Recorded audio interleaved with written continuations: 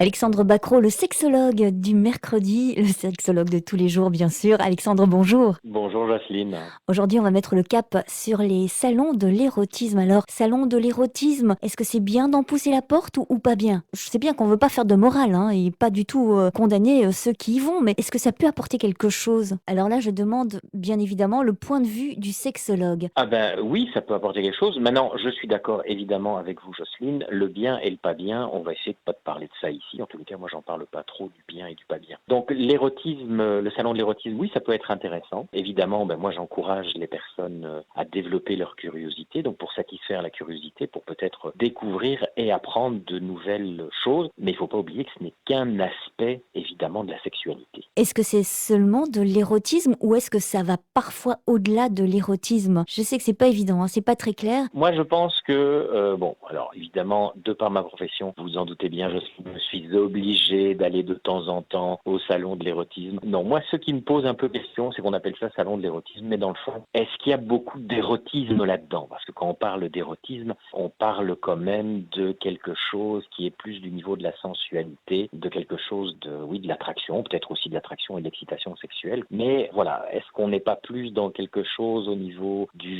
on est plus un peu dans peut-être dans le voyeurisme, dans l'exhibitionnisme, ce qui est très bien évidemment en soi. Mais voilà, moi quand on me dit le salon de l'érotisme, pour y avoir été quelques reprises, je me pose un peu la question, qu'est-ce qu'il y a d'érotisme là-dedans? C'est peut-être juste ça, peut-être de changer la dénomination. Donc le tout est de finalement pousser la porte des salons de l'érotisme par curiosité. Oui, la curiosité, évidemment, c'est important et moi j'encourage évidemment les personnes à être curieuses. Soyez curieuses dans la sexualité. Ça ne veut pas dire de tout essayer, quoique je dis aussi qu'on ne peut pas dire qu'on n'aime pas, on n'a pas essayé, mais c'est de pouvoir évidemment découvrir des choses et après on peut se faire un peu son avis. Hein. On entend parfois parler de certaines pratiques.